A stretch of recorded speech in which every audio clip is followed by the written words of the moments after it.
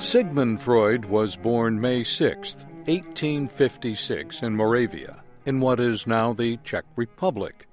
He lived most of his life in Vienna, Austria. Early in his adulthood, Freud studied medicine.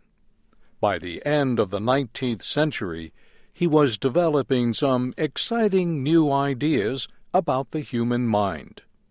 But his first scientific publications dealt with sea animals, including the sexuality of eels. Freud was one of the first scientists to make serious research of the mind. The mind is the collection of activities based in the brain that involve how we act, think, feel, and reason. He used long talks with patients and the study of dreams to search for the causes of mental and emotional problems. He also tried hypnosis. He wanted to see if putting patients into a sleep-like condition would help ease troubled minds. In most cases, he found the effects only temporary. Freud worked hard, although what he did might sound easy. His method involved sitting with his patients and listening to them talk. He had them talk about whatever they were thinking. All ideas, thoughts, and anything that entered their mind had to be expressed. There could be no holding back because of fear or guilt. Freud believed that all the painful memories of childhood lay buried in the unconscious self. He said this part of the mind contains wishes, desires, and experiences too frightening to recognize. He thought that if these memories could somehow be brought into the conscious mind, the patient would again feel the pain. But this time, the person would experience the memories as an adult. The patient would feel them, be able to examine them, and, if successful, finally understand them. Using this method, Freud reasoned, the pain and emotional pressure of the past would be greatly weakened. They would lose their power over the person's physical health. Soon, the patient would get better. Sigmund Freud proposed that the mind was divided into three parts: the id, the ego, and the superego. Under this theory, the superego acts as a restraint. It is governed by the values we learn from our parents and society. The job of the superego is to help keep the id under control. The id is completely unconscious. It provides the energy for feelings that demand the immediate satisfaction of needs and desires. The ego provides the immediate reaction to the events of reality. The ego is the first line of defense between the self and the outside world. It tries to balance the two extremes of the id and the superego. Many of Freud's theories about how the mind works also had strong sexual connections. These ideas included what he saw as the repressed feelings of sons toward their mothers and daughters toward their fathers. If nothing else, Freud's ideas were revolutionary. Some people rejected them. Others came to accept them. But no one disputes his great influence on the science of mental health. Professor James Gray at American University in Washington, D.C., says three of Freud's major ideas are still part of modern thinking about the mind. One is the idea of the unconscious mind. Another is that we do not necessarily know what drives us to do the things we do. And the third is that we are formed more than we think in the first 5 years, but not necessarily the way Freud thought. Dr. Freud was trained as a neurologist. He treated disorders of the nervous system. But physical sickness can hide deeper problems. His studies on the causes and treatment of mental disorders helped form many ideas in psychiatry. Psychiatry is the area of medicine that treats mental and emotional conditions. Freud would come to be called the father of psychoanalysis.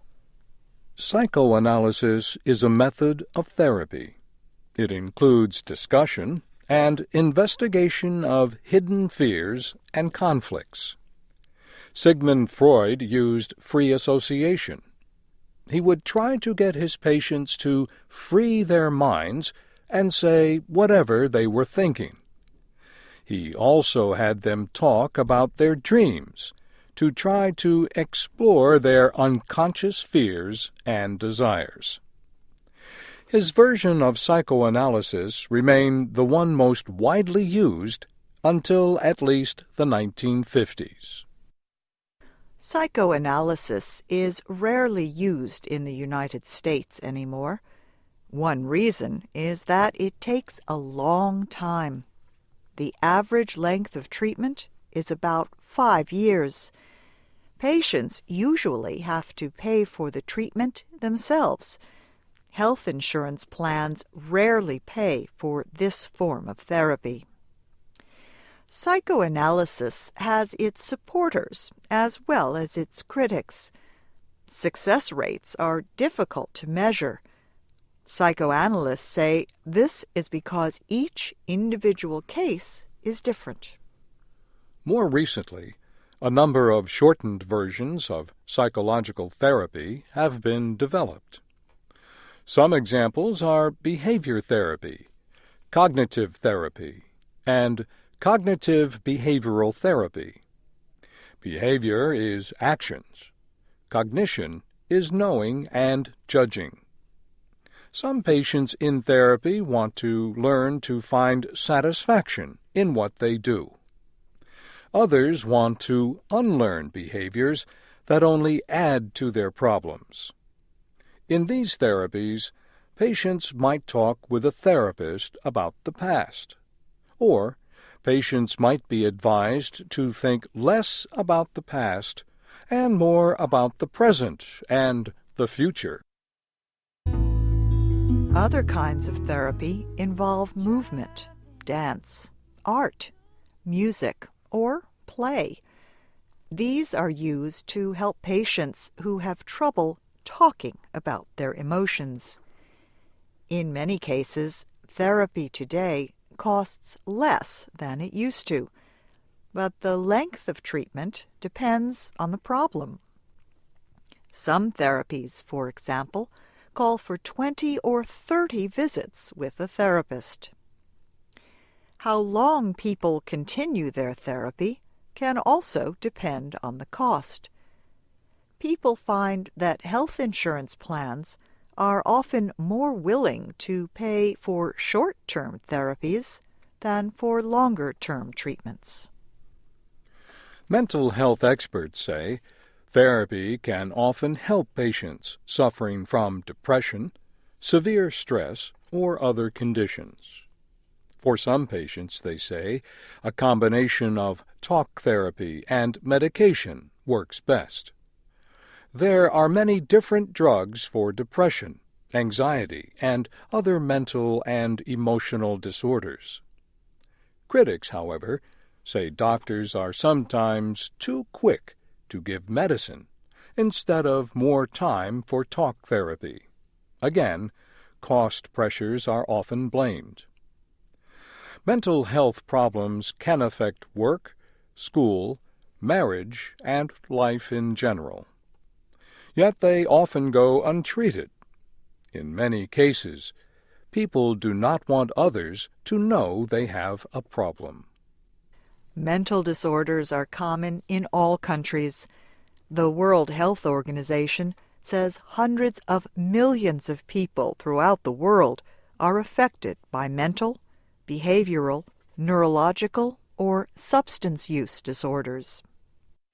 The WHO says these disorders have major economic and social costs.